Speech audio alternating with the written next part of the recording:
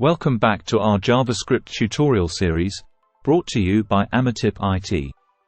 In this video, we will be exploring an important concept of JavaScript: closures.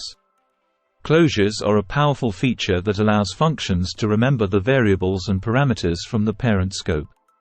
By creating a closure, we can effectively create a private environment for our functions, keeping our code more organized and secure.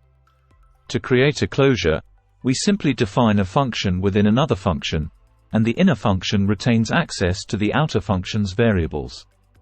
This concept can be a bit tricky to grasp at first, but once understood, closures become an invaluable tool in JavaScript development. Closures are commonly used to implement data privacy and encapsulation in our code.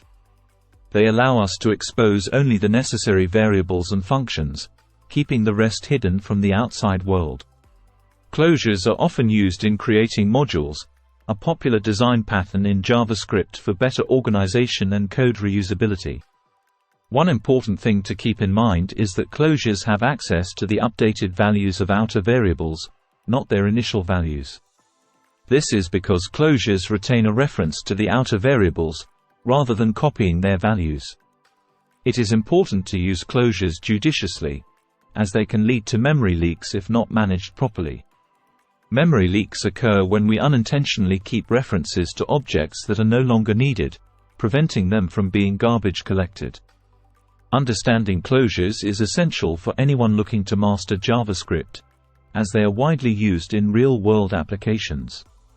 Whether you are working on a small personal project or a large-scale application, closures will undoubtedly come in handy. So, in the next tutorial, we will dive deeper into closures and explore some practical examples. In the meantime, make sure to practice what you have learned so far and familiarize yourself with closures in your own projects.